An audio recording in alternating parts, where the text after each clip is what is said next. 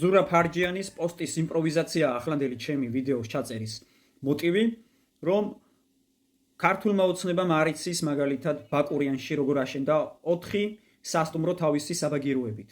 წლების განმავლობაში არ იცოდნენ, რომ ასეთი რაღაცა გაკეთდა. 13 წლის განმავლობაში რომ ღარიბაშვილი გაჭირვებულ საქართველოს მოსახლეობას პარავდა მილიონებს, საკუთარ შვილს ჩვენი ბიუჯეტის ხარჯზე ამოგზაურებდა სხვადასხვა ქვეყნებში და ჩვენი ბიუჯეტის ხარჯზე ასწავლიდა თავის შვილებს, თურმე ეს არ იცოდა სახელმწიფომ, თურმე ეს არ იცოდა სუსმა და სხვა ინსტიტუტებმა, რომლებიც ვალდებულები არიან აი ასეთი საქმეები გაარკვიონ ხოლმე. თურმე 13 წლის განმავლობაში არ იცოდნენ, რომ ლილუაშვილი, გომელაური და სხვა მინისტრები იპარავდნენ ფულს, რომ ჯუანშერ ბურჭულაძე და მისნაერი ნაძირლები პარავდნენ ქართულ ჯარს მილიონებს.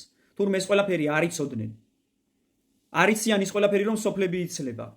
შობადობას გადააჭარბა სიკვდილიანობა.